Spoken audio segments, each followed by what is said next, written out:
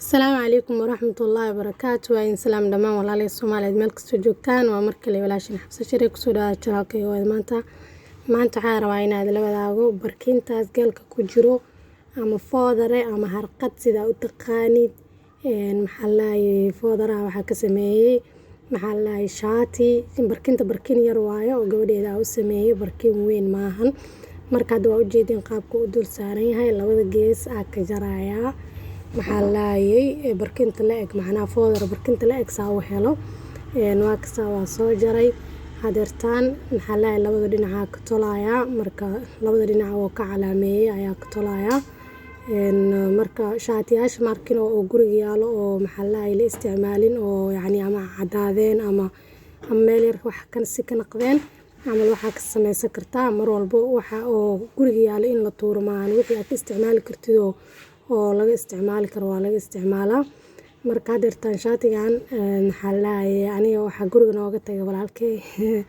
Cabdulaahi waa mahadsan tahay shaati jileec qatar oo ahay bano shaatiyaal badan isku fiiriyay kana ila fiicnaada marka jileec oo ahay maasha Allah marka videoga bilawgiisana waa aragteenbo sidoo ku soo baxay qatar marka waxyaabo badan oo fikir badan dharka laga soo saari karaa oo dharka la isticmaalay laakiin oo hadda la isticmaalin dharka hore loo isticmaal macna used clothes mal dhaw soo dharkaas hadda waa feereenaya marka jajabka iyo wixii ka biinaya maxaa lahaye kaaliska qatar ku soo baxay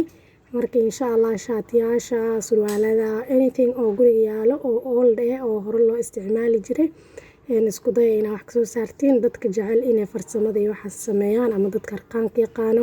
xataa harqaanka adoo aqoonin gacmaha wax lagu toli karaa intaan harqaanka baranin ka hor duni cirbada wax ku toli jiray barkimaha iyo waxa soo dhan wax walba duni cirbada ku tolan jiray kadib harqaanka barto Soomahan marka hadda waa ka soo dhameeyay waa galinaya sidoo naqday kaaliska arag qurux ma sha Allah hadii aad ka hesheen fadlan like share and subscribe maxaa lahaye xirfado badan oo harqaanka iyo waxyaabo yar oo aan guriga ku tolan insha Allah waa idin wadaagi doonaa sida horeba channelka ugu aragteen waxyaabo aad tolo way ku jiraan marka please asxaabtiin la sii wadaaga si oo channelkaygu u koro